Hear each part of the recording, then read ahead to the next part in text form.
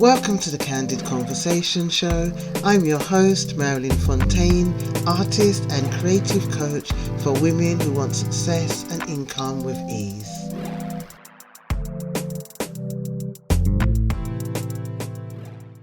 Hi, and welcome to season 4 of the Candid Conversations. It's Marilyn, your host, and I wonder, did you have an amazing summer?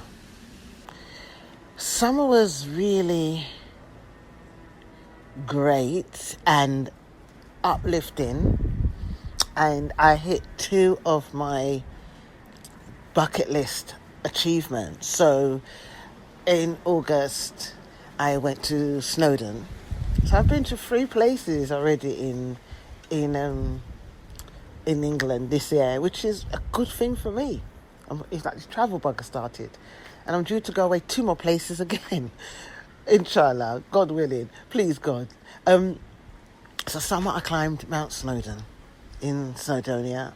And the thing about a hike is that, I mean, most of you on this have done hikes, is that it's such an anticipation, a build-up of, oh my God, you're going to climb this thing. It's, it's taxing. It's all these different things. But when you're there, it's such an in-the-moment feeling.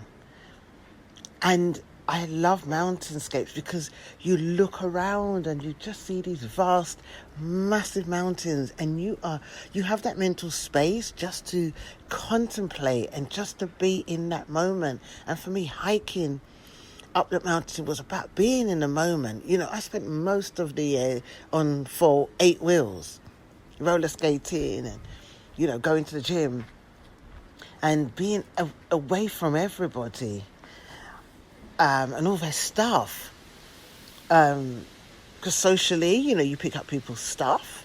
In my job, I clear it, it's fine. But, it was so beautiful and breathtaking and hard climbing up the mountain. But I'd had my music, I'd had my... everything, my water, everything, well prepared. And it was so nice. And an achievement when you finally got to the top and it's not even a destination. That is a thing. When you stand on that plaque, which most of you, some of you must have been to Snowdon already, or some other mountain like it. When you get to the top, yes, that's fine. But it's an anticlimax because it's actually the journey of climbing that mountain, which has been the best thing. For me, looking back now, it was looking around on the journey, on the way to the top, and looking around and seeing just landscape and landscape and landscape. So much possibility in that space. And, the goats and the sheep just merrily along their way. But it was just so beautiful. And also there was some kind of unspoken word with the people coming down from the mountain and us walking up. It was almost as if there was a mutual respect for people on the journey and people who have come from the journey. And the nodding, keep going, and people clapping other people. It was just such an exhilarating feeling, a life-changing experience. And my reverence to nature and mountains and the majesty of the size of mountains for me was just so humbling. But I also gave thanks to myself for being able to take those steps in my life in the last 18 months. And that mountain climb was the metaphor for my journey in the last 18 months. I got with it, I prepared, I listened to people that had already been there. My sister, who at 65, I think 65, I can't remember, she's 10 years older than me, climbing that mountain for the first time last year. So her and her friends I took advice from. I went to the shop, I got the right walking shoes, I got the stick, I got the rucksack with the water attached. I took advice before I went on a journey. I also made sure I was working in the gym. I hadn't gone the last 4 weeks, but my body was still strong because I'd built up my muscle in my body. So I made sure I built my muscle, I put the right food. So I got the right information and I went on that journey. And during that journey, I had more than enough. Even had too much, but I had more than enough that I could give to others. So I kept leaving like a little snack at certain points because I just thought some sweets and some biscuits or something and littering the mountain. But I thought there may be some people that don't have anything and they'll just sit there and find they've got snacks. So that's what I did with a little note. Well, I didn't put a note, but yeah, I kind of, one of them I think I put something like a note, like eat me or something. But I just felt abundant. And so, so it was really nice. And so, coming back down the mountain though, my knee. So I had a bad knee that I'd hurt from skating. And that was quite painful. Whereas the good knee, the bad knee was okay because I strapped it. But the good knee started to hurt because it took all the weight. It took all the weight. And again, I saw that as I should have had straps on both knees because even though my good knee was strong, it still needed the support. And I liken that to life where you may be strong in your life. You can endure stuff, but you still need the support. And it was a long, hard trek down. I also forgot to say my walking shoes were new. I didn't break them in, so I didn't practice. So those two areas, I still needed support on my knee, and I should have do a test run with my shoes before. Otherwise, it would have been just a smooth journey. Towards the last 100 yards, I literally took my shoes off, and that really helped. But I struggled to walk back with that knee, but I did it. Walking back down that mountain was worse than coming up. It's almost like I think 3 sizes of canary wolf. That's the size of the scale of the mountain. But for me, it was so powerful. And it just reminded me of when we have a journey in our business and our creativity, that we do need to find out what it is we need to take with us. We scale our creative business and we just need to know what are the things I need to do to be the person that can scale this business. Not how many staff do I need or what equipment I need. Is managing your nervous system, your mind. Who do you need to, what do you need to learn? What do you need to have on board before you can expand your business and have the capacity to grow your business and scale your business? And walking up the hill is a journey in your business where you're well prepared. You can look around. You can be observant. You can get insight because you've got the foundations. You've got the support that you need. You've got the information that you need to start off. And there'll be trials and tribulations where you might fall or you might stumble. And that's real life. The fact that I didn't break in my shoes was me not testing out. And that is when that kind of resembles when I first started my business, where I just was serving people and I wasn't seeing the things that went wrong as not things that go wrong, but just testing the market. I didn't look at data and think, well, this didn't work, let's try something else. I would look at it and say, I failed. I've not got the clients I wanted, or this person didn't take up on my offer. And it wasn't until I started coaching with Tavona that I realised, actually, this isn't bad. This is normal. And this is what other business owners say. you win some, you lose some. And so for me, it made me consistently keep going because I wasn't taking it personally and attacking myself, saying I'm a failure. And especially for women of colour, we're not taught that we can make a mistake and still feel a success. Because for our ancestors, and this is immigrant, anybody who's been an immigrant, for our ancestors, mistakes meant death. And I put this on social media, while I was discussing this with a client. I said to, she said, I don't want to make a mistake. I said, well, obviously it comes from generations where you made a mistake meant death. A mistake meant persecution. A mistake meant you could lose your job. There was no room for trial and error. And so now we come into this space of entrepreneurship. We are still beating ourselves up with that stick, and that is losing us time and money. It doesn't matter if you haven't got the clients or the business that you want. As long as you start building from the resources from the inside out, long as you prepare for things that could change, long as you prepare in your mind, so you have a mindset and a physical practice that supports your nervous system, then when these things come up, you will be able to self-soothe, reparent yourself, and continue on in your business. And that grows a successful business. My last dash of 100 yards of bare feet was by any means necessary. I'm going to get to the end. I'm going to walk to the end.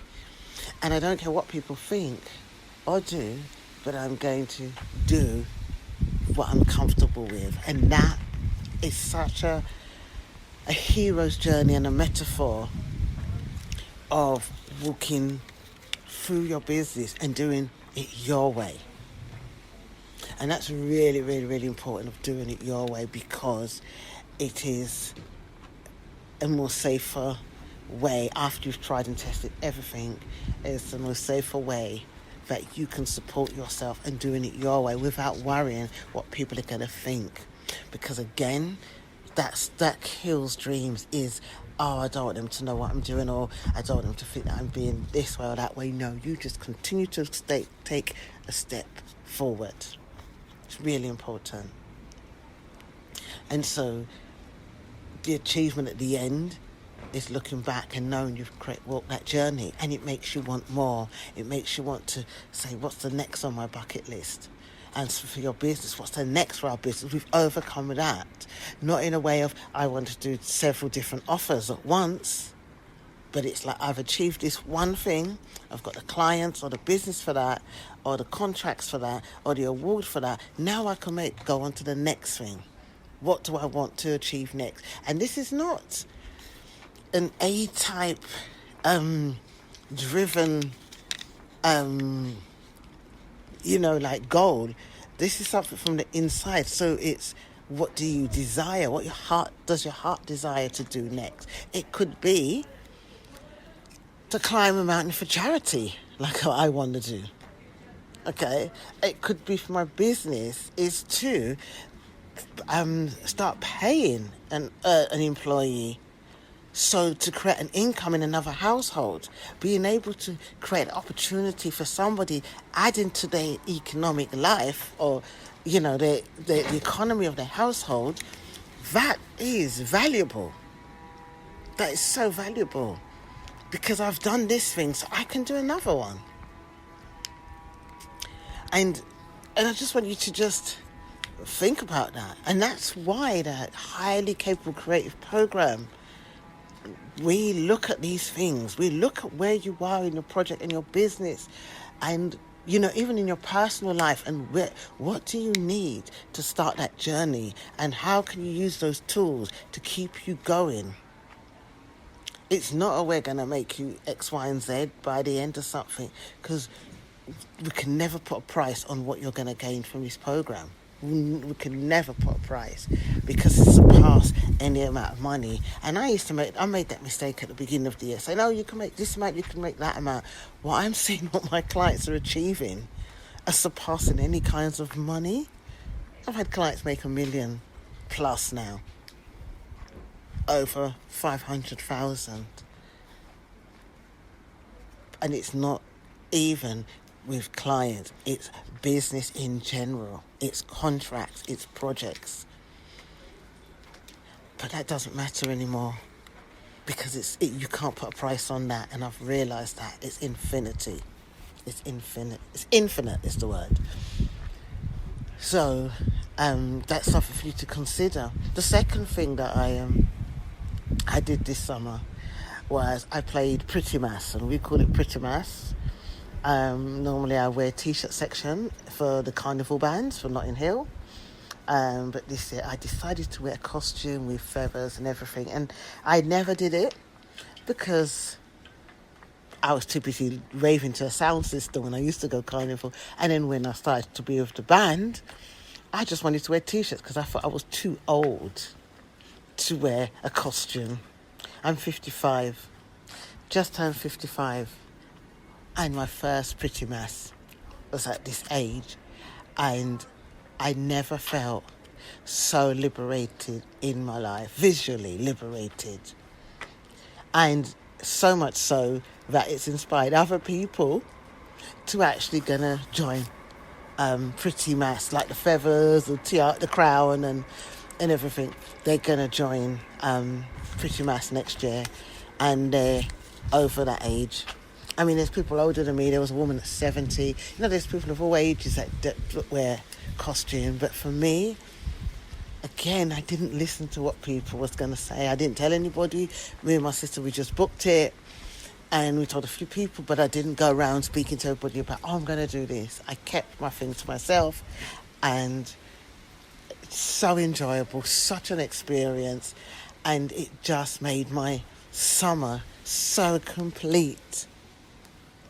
So complete. And really looking forward to I have so much blessings. I'm so grateful. I sit in gratitude. And for me, walking to my own drum is really important. And it always starts with one thing. When you choose yourself and you start doing the things that please you, and it can be at the cost of friendships, relationships, it's not selfish, because you are here to do work in this world. It doesn't matter what work that is.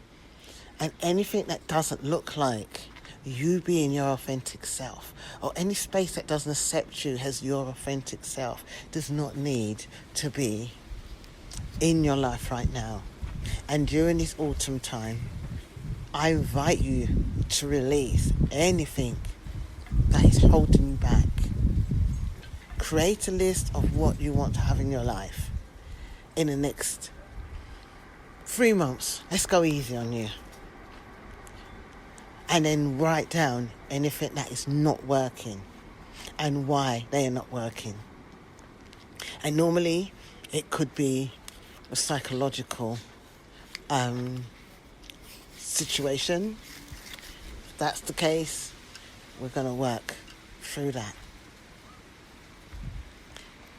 And just let me know how you get on.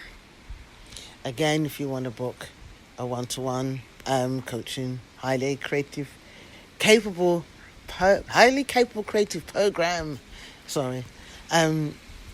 where we create magic here. We work with your mind, but we also work somatically. I forgot to say, I'm training to be a safe space facilitator. So I'm working with trauma and how to move past trauma in a way that I've never experienced before. And it is amazing. In my next podcast, I will talk about the Pleasure Artist Sessions and what happened there, which will start on the 12th of September. So if you're interested, again, let me know. But I did some research sessions, marrying sacred sensuality and Taoist exercises, and helping people move through one block.